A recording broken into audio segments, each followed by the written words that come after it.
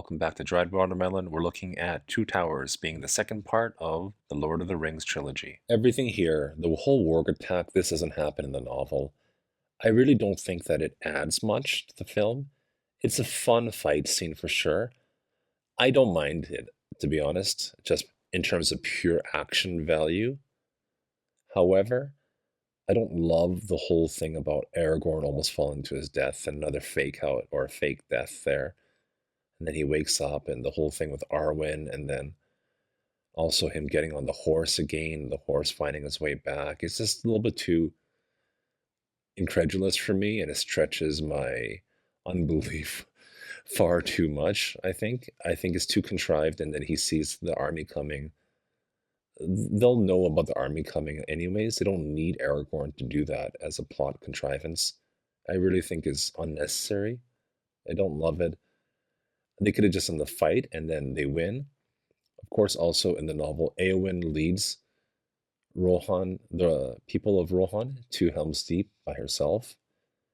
So really, everything about this and the whole dream sequence with Aragorn and Arwen as well is just all made up, and to me, I feel like is unnecessary too. So.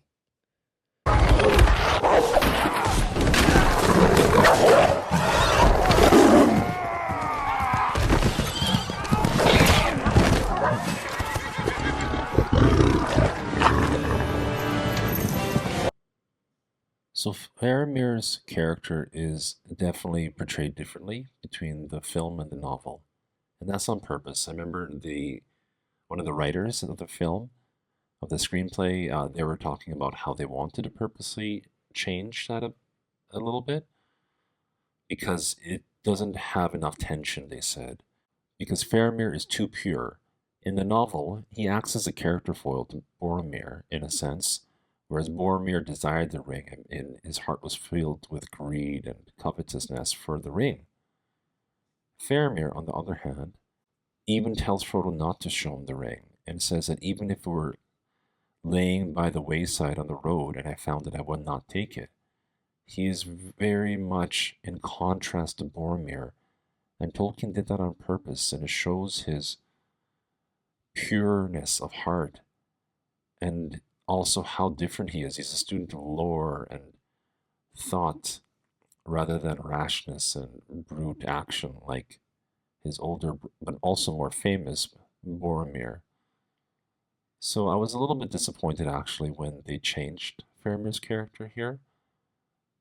But again, they said that they needed to create more dramatic tension out of him. So I get why they did it, but I don't think it was necessary. Let me know what you think. No elves show up at Helm's Deep. No elves show up at Helm's Deep at all. This is definitely different. It's kind of cool to see them there and fighting, and it shows. And some people said that the line where Haldir speaks and says that we still remember the lines essentially between elves and men, but this doesn't happen in the novels. This is all just dramatized and added as well. So I don't have a huge deal or a problem with this at all, but they're a lot more alone in the novel. So in a sense, that's a little bit more dramatic and less hopeful. There is one key elf, of course, and that's our good friend Legolas. But this whole shield surfing thing, what is this? Is this Breath of the Wild or something? This is just ludicrous to me. I guess it's possible. I mean, elves are cool, but this is too Hollywoodized for me. Again, I love the movies, but I think that they didn't have to make it so outlandish and cheesy at points. It's already great enough without these silly moments added in.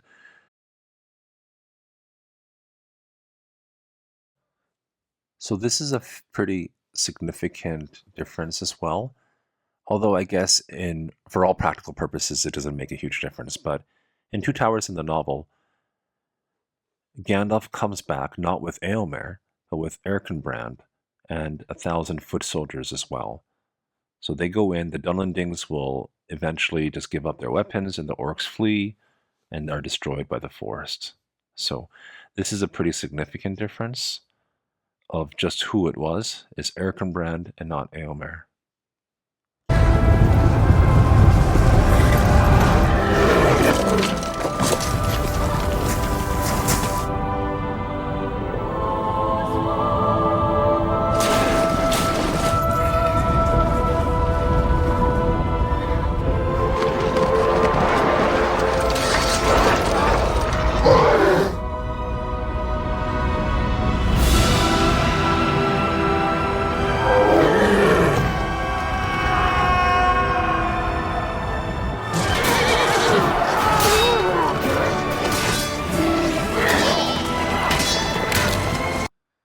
Nowhere in the novel does Frodo face a Nazgul here this early in Osgiliath. This is all just dramatized, and this is, to me, just completely unnecessary. I know that because of Faramir's character, this adds to that tension as well, but really, this doesn't happen in the novel, and I think it's quite unnecessary. Because this way, well, if the Nazgul do see a halfling up so close, in Osgiliath, I think that they would really focus their attention on hunting him down there. So this just doesn't make sense to me, and I think is actually extraneous, and really it doesn't help the plot line.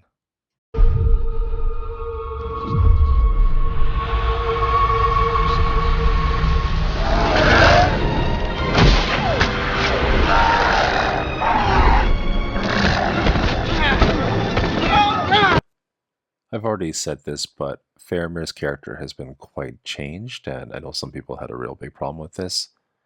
I agree, I don't love it. So, Faramir, there was no need for him to have this change of heart in the novel because he was never a threat to Frodo and Sam to begin with to take the ring. So, this is definitely a big departure. I am glad that they ended the nonsense in the movies before carrying it on any further.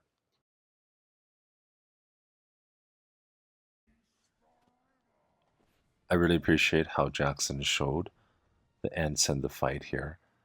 I especially love the one of the Ent on fire and he dunks his head in the water. That was a lot of fun and one of my favorite parts of the movie. So, yeah, I like this change a lot and I'm glad it's on here. Run, little hobbit!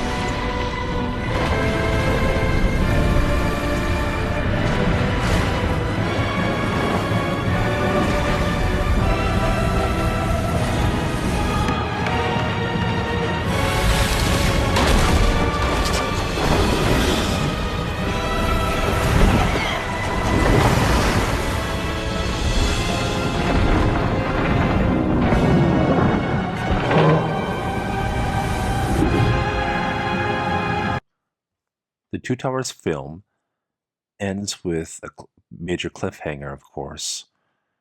Here we have Frodo and Sam. They finally go off on their own. They're heading toward Cirith and then the hunters, Aragorn, Legolas, Gimli, and the rangers, so on, are about to go on to the Pass of the Dead. Here instead, in the novel though, Shelob's already introduced. Jackson didn't want to do this because he wanted to kind of pace the action out, so Shelob shows in the third one. It makes sense to me. I don't mind that change at all, but nonetheless, in the book, it's a cliffhanger where Shelob paralyzes Frodo earlier on, and we don't have this here. So it is a significant departure that is not in the novel, or I should say, not in the film.